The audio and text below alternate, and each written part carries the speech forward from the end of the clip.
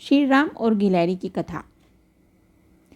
जब श्री राम अपनी पत्नी सीता और छोटे भाई लक्ष्मण के साथ वनवास पर थे तो रास्ते चलते हर तरफ धरती पर पैर पड़ते रहे। कहीं नरम घास भी होती, कहीं कठोर धरती भी, कहीं कांटे भी। ऐसे ही चलते हुए श्री राम का पैर एक नन्ही सी गिलहरी पर पड़ा।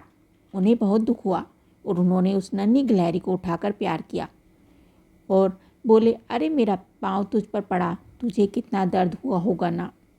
गिलहरी ने कहा, प्रभु आपके चरण कमलों के दर्शन कितने दुर्लभ हैं। संत महात्मा इन चरणों की पूजा करते नहीं थकते। मेरा सौभाग्य है कि मुझे इन चरणों की सेवा का एक पल मिला। इन्हें इस कठोर राह से एक पल का आराम मैं दे सकी। प्रभु श्री राम ने कहा, फिर भी दर्द तो हुआ होगा ना, तू चिल्लाई क्यों नहीं।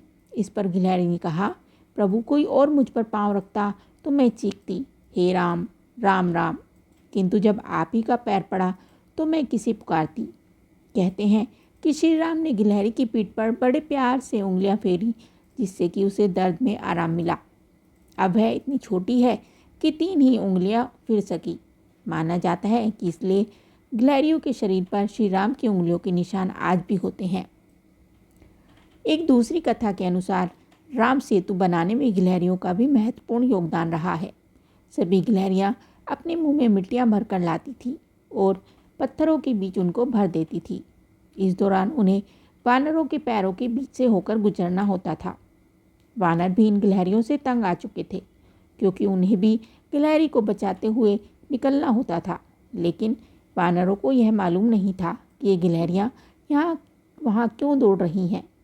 तभी एक वानर ने उस पर चिल्लाते हुए कहा कि तुम इधर उधर क्यों भाग रही हो, तुम हमें काम करने नहीं दे रही। तभी उनमें से एक वानर ने गुस्से में आकर एक गिलहरी को उठाया और उसे हवा में उछालकर फेंक दिया। हवा में उड़ती हुई गिलहरी भगवान का नाम लेती हुई सीधा श्री राम के हाथों में ही जाकर गिरी। प्रभु राम ने स्वयं उसे गिरने से बचाया था। वह जैसे ही उनके हाथों में जाकर गिरी, उसने आंखें खोलकर देखा तो प्रभु श्री राम को देखते ही वह खुश हो गई। उसने श्री राम से कहा कि मेरा जीवन सफल हो गया, जो मैं आपकी शरण में आई। तब श्री राम उठे और वानरों से कहा कि तुमने इस गिलहरी को इस तरह क्यों लज्जित किया। श्री राम ने कहा कि क्या तुम नहीं जानते, गिलहरी द्वारा समुद्र में डाले गए छोटे पत्थर तुम्हारे द्वारा फेंके जा रहे बड़े पत्थरों के बीच में फासले को भर रहे हैं। इस वजह से यह पुल मजबूत बनेगा।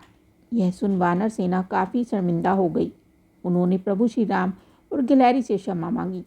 तब श्री राम हाथ में पकड़ी हुई गिलहरी को अपने पास लाए और इससे इस घटना के लिए क्षमा मांगी। उसके कार्य को सराहना देते हुए उन्होंने उसकी पीठ पर अपनी उंगलियों से स्पर्श किया। श्री राम के स्पर्श के कारण गिलहरी की पीठ पर 3 रेखाएं बन गई, जो आज भी हर एक गिलहरी के ऊपर श्री राम के निशाने के रूप में मौजूद हैं। यह 3 रेखाएं राम, लक्ष्मण और सीता के प्रतीक हैं। आपको ये कथा कैसी लगी हमें कमेंट करके ज़रूर बताएं। साथ ही वीडियो को लाइक करें, चैनल को सब्सक्राइब करें। धन्यवाद।